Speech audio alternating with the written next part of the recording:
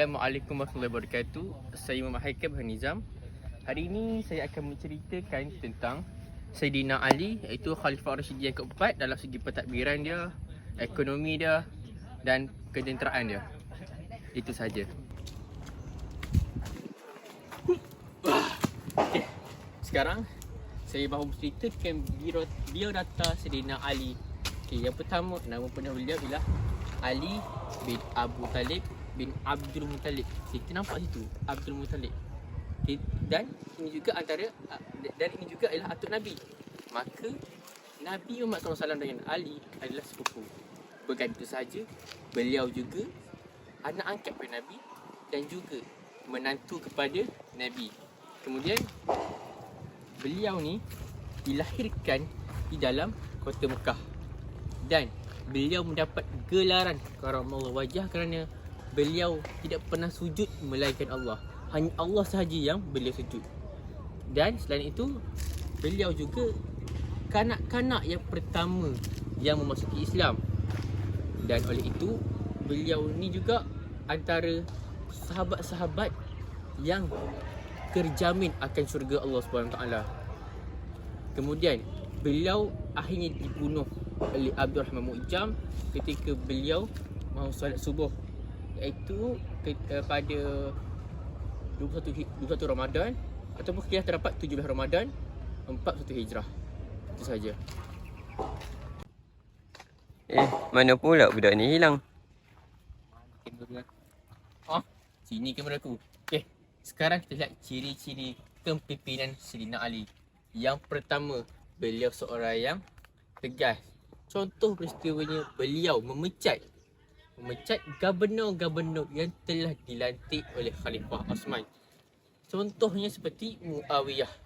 Kemudian beliau seorang yang berilmu. Beliau ini tinggi akan ketinggian ilmu, lagi-lagi ilmu Islam ataupun ilmu dalam agama Islam. Kemudian beliau ini seorang yang berani, yang di mana beliau mengikuti pelbagai perang. Beliau ni mengikuti pelbagai perang. Sebab apa? Ali ni antara tentera ataupun antara kandidat yang terkuat sekali antara Khalifah Rashidin ni. Kemudian yang terakhir, beliau ni yang berfikiran jauh, yang di mana beliau menangguhkan hukuman qisas terhadap pembunuh Khalifah Osman.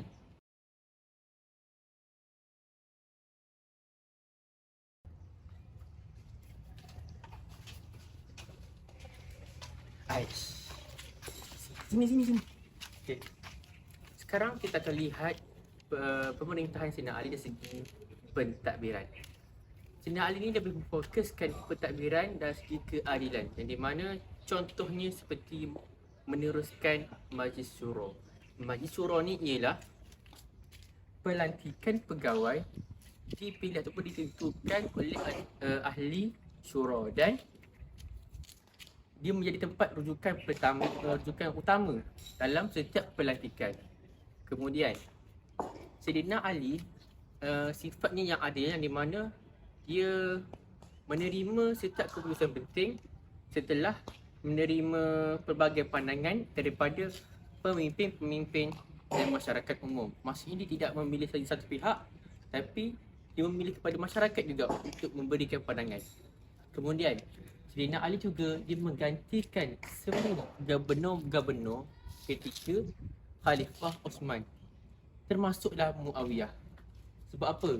Ketika itu berlakunya pemberontakan ketika Khalifah Osman kerana gubernur-gubernur dalam tanah jajahan tidak disegani oleh rakyat-rakyatnya dan tidak mementeramkan rakyatnya. Sebab itulah berlaku pemberontakan tersebut. Dan berlakulah pembunuhan Khalifah yang ketiga, iaitu Saidina Osman.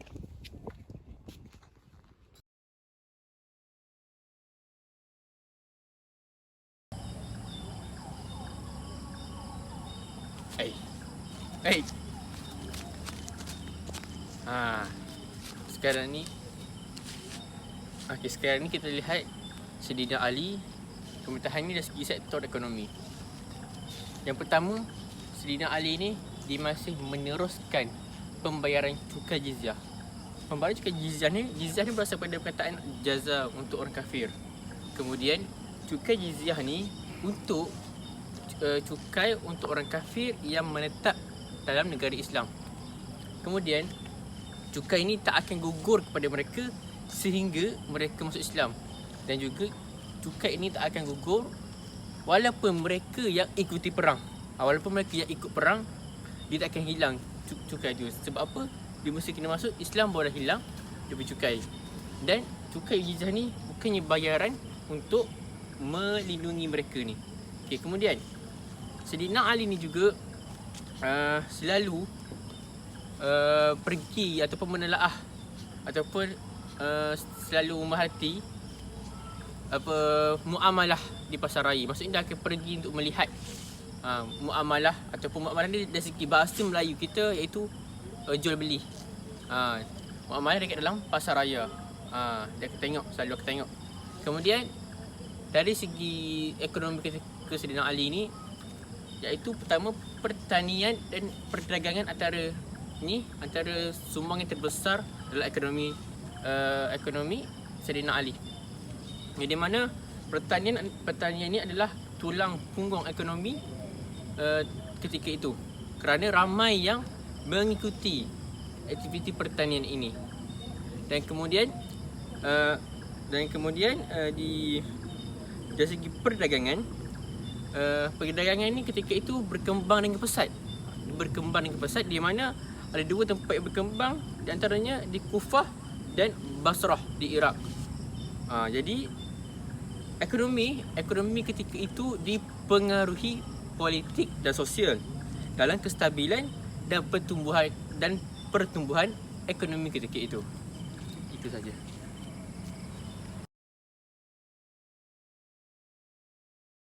Sekarang kita akan lihat dari segi pendidikan pada zaman Sayyidina Ali.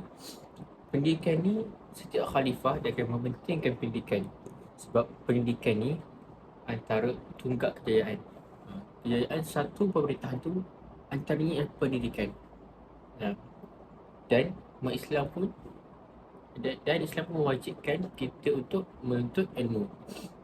Okey, ketika zaman pemerintahan Sayyidina Ali amat mementingkan pendidikan ni, khususnya dari segi penyebaran agama Islam. Okey. Kemudian Sayyidina Ali ni juga dia mendirikan pelbagai pusat pembelajaran. Dia dekat kawasan-kawasan tu, tak saya dia semua kawasan, dia hampir banyak kawasan yang dia bubuhkan pusat pembelajaran. Yang di mana setiap pusat pembelajaran itu dan diutuskan para ulama. Para ulama untuk mengajar di berbagai wilayah tersebut. Dekat bahagian pusat pendidikan tersebut. Jadi walaupun pendidikan ketika itu tidaklah sama seperti sekarang, tetapi dia punya usaha, Sayyidina Ali punya usaha untuk menyebarkan pendidikan ini, lagi khususnya dalam penyebar agama Islam ni, amatlah dipuji. Sebab masih lagi, walaupun ketika itu berlaku dengan konflik, tapi Sayyidina Ali masih lagi meneruskan dengan pendidikan.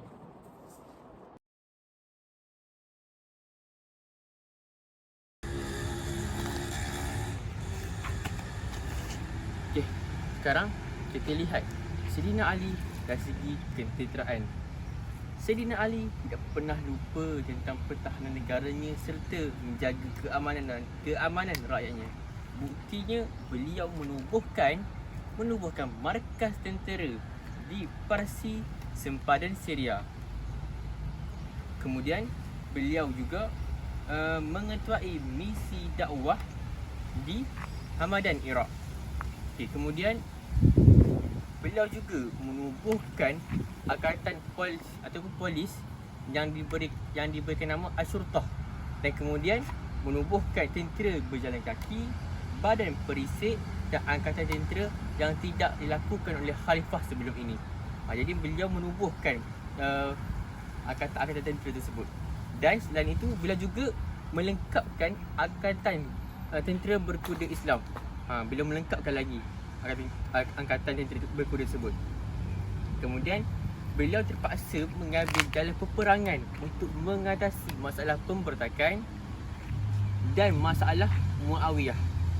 Kan berlaku peperangan sifin antara Muawiyah dengan Ali. Jadi mereka melakukan peperangan untuk menyelesaikan pemberontakan. Jadi dari sini kita bernampak bahawasanya Ali sanggup mengorbankan nyawanya untuk menjaga keamanan negaranya dan rakyatnya. Itu saja. Itu sahaja pembentangan video saya. Yang mana yang baik itu datang daripada Allah dan yang buruk itu datang daripada diri saya sendiri. Dan terima kasih kepada Ustaz Rahman yang memberi kata-kata ini. Okey, itu sahaja. Assalamualaikum warahmatullahi wabarakatuh.